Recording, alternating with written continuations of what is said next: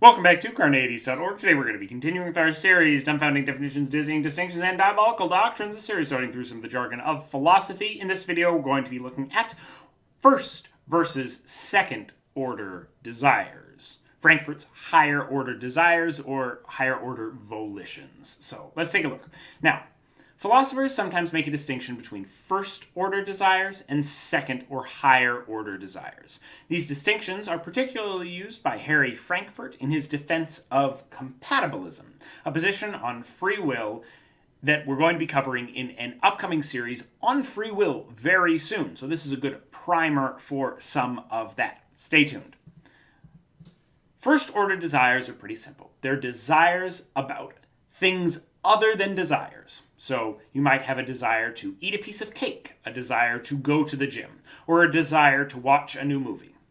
All of these desires are first order desires because their object, the thing that they are about, the thing that you are desiring, is something which is not itself another desire. Cakes, gyms, and movies are not themselves desires. Higher order desires, sometimes called volitions, are desires about other desires. Specifically, second order desires are about first order desires. Third order desires are about second order desires, and so on and so forth. Though usually we only mostly talk about first and second order desires, though you can talk about the higher orders. For example, you might not have the desire to exercise every day, but you might wish you were the kind of person that wanted to exercise every day. Your desire to not exercise is a first order desire, but your desire to wish that you exercised every day, or your wish that you desired to exercise every day, your desire that you want to desire something, is a second order desire. Or you might want to eat a third piece of pie, but wish that you didn't want to. That wish that you didn't want to is a second order desire, whereas your immediate want to eat the pie is a first order desire. This desire about your desires is a second order desire, since it takes as its object as the thing that it's targeting your first order desires. So you're desiring something about your own mental states.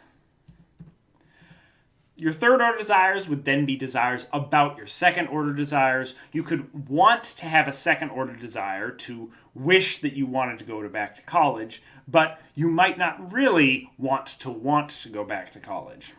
The further you get from the actual desire, the actual first order desire about something in the world, not inside your head, the less intuitive sense these kinds of things make. What do you think?